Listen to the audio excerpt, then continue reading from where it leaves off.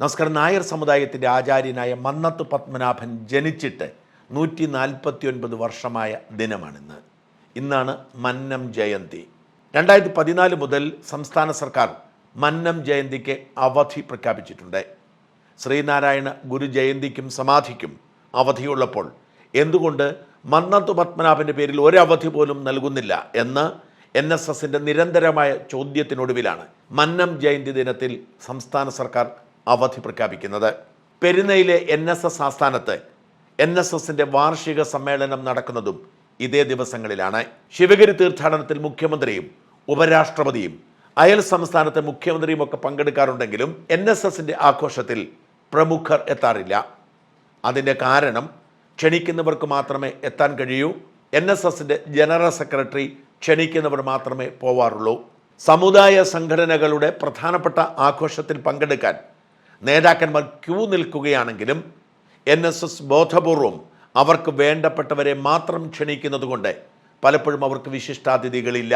മന്നത്തിൻ്റെ ഓർമ്മ ദിനത്തിൽ ആരായിരുന്നു മന്നത്ത് പത്മനാഭൻ എന്ന് മറുനാടൻ്റെ പ്രേക്ഷകർ അറിഞ്ഞിരിക്കുന്നത് നല്ലതാണ്. കേരളത്തിൻ്റെ നവോത്ഥാനത്തിന് പല ഘട്ടങ്ങളുണ്ട്.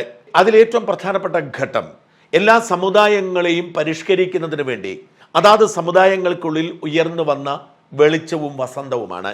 ശ്രീനാരായണ ഗുരുദേവനും മഹാത്മാ അയ്യങ്കാളിയും ചട്ടമ്പി സ്വാമികളും ചാവറ കുര്യാക്കോസ് ഏലിയാസച്ചനും തന്നെയാണ് കേരളത്തിലെ ഏറ്റവും പ്രധാനപ്പെട്ട നവോത്ഥാന നായകർ.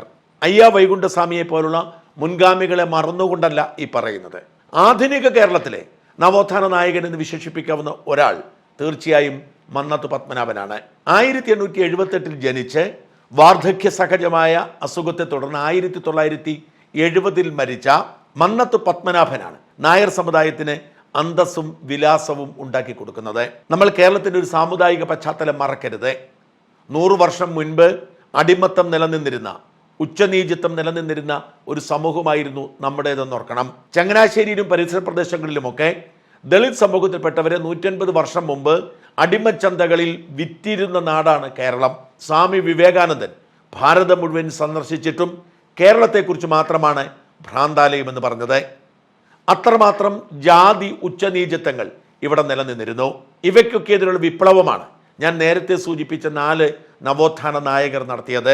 എന്നാൽ എന്നിട്ടും കേരളീയ സമൂഹം പലതരത്തിലുള്ള ജാതി വിഭാഗങ്ങളിൽ കുടുങ്ങിക്കിടക്കുകയായിരുന്നു. നായന്മാരുടെ കാര്യം മാത്രം എടുക്കുക. ചേര രാജവംശത്തിൻ്റെ പിന്തുടർച്ചക്കാരാണ് എന്ന് വാദമുണ്ടെന്ന് ഓർക്കണം അവരെക്കുറിച്ച്. ഇനി അല്ല, അതിനെ എതിർക്കുന്നവർ പറയുന്നത് പോലും ചേര രാജാക്കന്മാരുടെ കാലത്തെ പടയാളികളായിരുന്നു എന്നാണ്. തിരുവിതാംകൂർ രാജാക്കന്മാരുടെ ഏറ്റവും വലിയ ശക്തി നായർ പട്ടാളമായിരുന്നു എന്നോർക്കണം. എന്ന് വെച്ചാൽ ജാതീയ ഉച്ചനീചത്വങ്ങളുടെ കാലത്തും ഉയർന്ന സമുദായമായിരുന്നു നായന്മാർ. നമുക്കതിനെ വേണമെങ്കിൽ ഡോമിനൻ്റ് സൊസൈറ്റി എന്ന് വിളിക്കാം. എന്നിട്ടും നായർ സമുദായത്തിൻ്റെ അവസ്ഥ ദയനീയമായിരുന്നു. അതിന് കാരണം നായർ സമുദായത്തിൻ്റെ ദുരാചാരങ്ങളും മരുമക്കത്തായ സമ്പ്രദായമായിരുന്നു. സ്ത്രീകളായിരുന്നു ആ സമയത്തെ നായർ തറവാടുകളുടെ ഹെഡ്. അക്കാലത്തെ നമ്പൂതിരി കുടുംബങ്ങളിലെ മൂത്ത മകന് മാത്രമേ വിവാഹം കഴിക്കാൻ അവസരമുണ്ടായിരുന്നുള്ളൂ. മറ്റുള്ളവർക്ക് വിവാഹം സാധ്യമായിരുന്നില്ല. അതുവഴി 2 ദുരന്തങ്ങളുണ്ടായി. ഒന്ന്, നമ്പൂതിരി കുടുംബങ്ങളിലെ സ്ത്രീകൾ പുര നിറഞ്ഞു നിന്നു. അവർക്ക് വിവാഹം കഴിക്കാൻ അവസരമില്ല. കാരണം ഒരു പുരുഷൻ മാത്രമാണ് വിവാഹിതനാവുന്നത്, മറ്റു പുരുഷന്മാർക്ക് വിവാഹം കഴിക്കാൻ പറ്റില്ല. ഏറ്റവും ഉയർന്ന നമ്പൂതിരി കുടുംബങ്ങളിലെ സ്ത്രീകൾക്ക് വിവാഹം നിഷേധിക്കപ്പെട്ടു. രണ്ടാമത്തെ ദുരന്തം, ഈ നമ്പൂതിരി കുടുംബങ്ങളിലെ മറ്റുള്ളവർക്ക് സംബന്ധം അനുവദിച്ചിരുന്നു.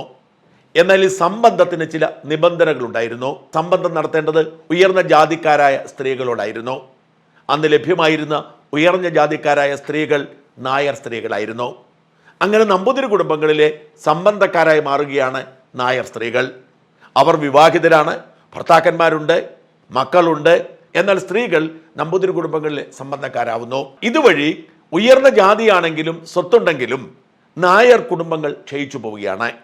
നായർ കുടുംബങ്ങളിലെ കാരണവന്മാർ അവർ മടിയന്മാരാകുന്നു. കാരണം അവർക്ക് ശബ്ദമില്ല. സ്ത്രീകളാവട്ടെ നമ്പൂതിരിമാരുടെ സംബന്ധക്കാരാണ്.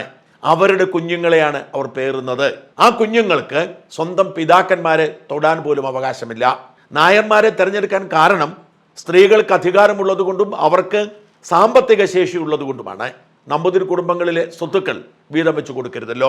ആ വല്ലാത്ത കാലത്തെക്കുറിച്ച് നായർ മേധാവിത്വത്തിൻ്റെ പതനം എന്ന പേരിൽ ഒരു പുസ്തകം ലോകപ്രശസ്ത നരവംശ ശാസ്ത്രജ്ഞനായ കനേഡിയക്കാരൻ റോബിൻ ജെഫ്രി എഴുതിയിട്ടുണ്ട്. അതിലൊരു പാരഗ്രാഫിന്റെ വിവർത്തനം ഇങ്ങനെയാണ്: സ്വന്തം പിതാവിനെ തൊടാൻ പോലും അവകാശമില്ലാത്ത മക്കൾ, അച്ഛൻ്റെ സ്വത്തുക്കളിലും മക്കൾക്ക് യാതൊരു അവകാശവുമില്ല. സന്ധ്യാസമയങ്ങളിൽ ഒരു റാന്തൽ വിളക്കുമായി സംബന്ധക്കാരൻ നമ്പൂതിരി സ്വന്തം ഇല്ലത്തുനിന്ന് ഭക്ഷണമൊക്കെ കഴിച്ച് ലൈംഗികാവശ്യങ്ങൾക്ക് മാത്രമായി ഭാര്യ വീട്ടിലെത്തും. പിറ്റേന്ന് കാലത്ത് മടങ്ങുകയും ചെയ്യും. അതിലുണ്ടാവുന്ന മക്കളാവട്ടെ പിതാവിനെ യാതൊരു പരിലാളനയും കിട്ടാതെയാണ് വളരുന്നത്. ഈ വിചിത്ര ഇടപാടായിരുന്നു 19-ാം നൂറ്റാണ്ട് തൊട്ട് 20-ാം നൂറ്റാണ്ടിൻ്റെ പകുതി വരെയെങ്കിലും കേരളത്തിലെ നായർ സമുദായത്തിൽ നിലവിലുണ്ടായിരുന്നത്. റോബിൻ ജെഫ്രിയുടെ പുസ്തകത്തിലെ പരാമർശങ്ങളാണിത്. ഇത്തരമൊരു സാമൂഹ്യ വ്യവസ്ഥ നമ്പൂതിരി കുടുംബങ്ങളിലും നായർ കുടുംബങ്ങളിലും അസ്വസ്ഥതയുണ്ടാക്കി. ഒരുപക്ഷെ നായർ സമുദായത്തിന് ക്ഷയമുണ്ടാവാൻ കാരണം ഈ സംബന്ധമടക്കമുള്ള അനാവശ്യ വ്യവഹാരങ്ങളായിരുന്നു. പലപ്പോഴും ഇത്തരം സംബന്ധങ്ങൾ അഭിമാനം, ജാതി മേൽക്കോയ്മയുടെ കാലത്ത് ഉയർന്ന ജാതിക്കാരായ നമ്പൂതിരിമാരോടുള്ള ഈ സംബന്ധം പലപ്പോഴും അഭിമാനമായി പല നായർ സ്ത്രീകളും കരുതിയിരുന്നു. ഇതിനെതിരെ രണ്ടു തരം വിപ്ലവം പൊട്ടിപ്പുറപ്പെട്ടു.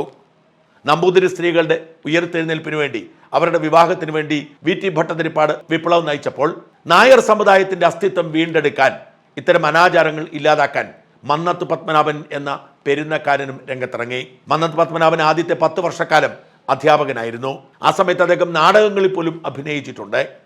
പിന്നീട് അദ്ദേഹം വക്കീൽ പണി പഠിച്ച് വക്കീലാവുന്നു.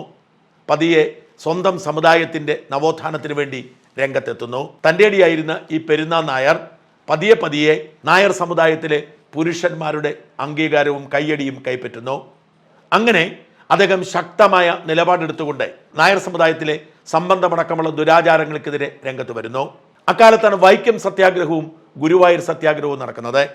വൈക്കം സത്യാഗ്രഹ സമയത്ത് ഗാന്ധിജിയുടെ നിർദ്ദേശപ്രകാരം തിരുവനന്തപുരത്തേക്ക് സവർണ ജാഥ നടത്തിയാണ് മന്നത്ത് പത്മനാഭൻ ദളിത് ഐക്യത്തിന് വേണ്ടി രംഗത്തിറങ്ങിയത്. പിന്നീട് ഗുരുവായൂർ സത്യാഗ്രഹത്തിന് നേതൃത്വം കൊടുത്തതും മന്നത്ത് പത്മനാഭനായിരുന്നു. അക്കാലത്ത് സ്വന്തം വീട്ടിൽ പുലയ സമുദായത്തിൽപ്പെട്ടവർക്ക് വേണ്ടി പന്തി ഭോജനം പോലും നടത്തി വിപ്ലവം സൃഷ്ടിച്ച വിപ്ലവകാരിയായിരുന്നു മന്നത്ത് പത്മനാഭൻ. എന്നാൽ ഇന്നത്തെ ദളിത് ചിന്തകർ, അംബേദ്കറൈറ്റ്സുകൾ മന്നത്ത് പത്മനാഭനെ അംഗീകരിക്കുകയില്ല. മന്നത്തിന്റെ ജീവിതത്തിന്റെ അവസാന കാലഘട്ടത്തിൽ മന്നത്തിന്റെ പല പ്രസംഗങ്ങളും ജാതി വെറി പൂണ്ടതായിരുന്നു എന്നാണ് ഇവർ ആരോപിക്കുന്നത്. ആർ ശങ്കർ മുഖ്യമന്ത്രിയായത് സഹിക്കാൻ കഴിയുമായിരുന്നില്ല. കേരള കൗമുദിയും പത്രാധിപർ സുകുമാരനും നടത്തുന്ന ഇടപെടലുകൾ അംഗീകരിക്കാൻ കഴിയുമായിരുന്നില്ല മന്നത്ത് പത്മനാഭനെന്നും അതിനെതിരെ പരസ്യമായി ജാതി പറഞ്ഞ് അധിക്ഷേപിച്ചിട്ടുണ്ടെന്നുള്ള ആരോപണം അംബേദ്കറൈറ്റ്സുകൾ ഉയർത്തിക്കൊണ്ടിരിക്കുന്നു.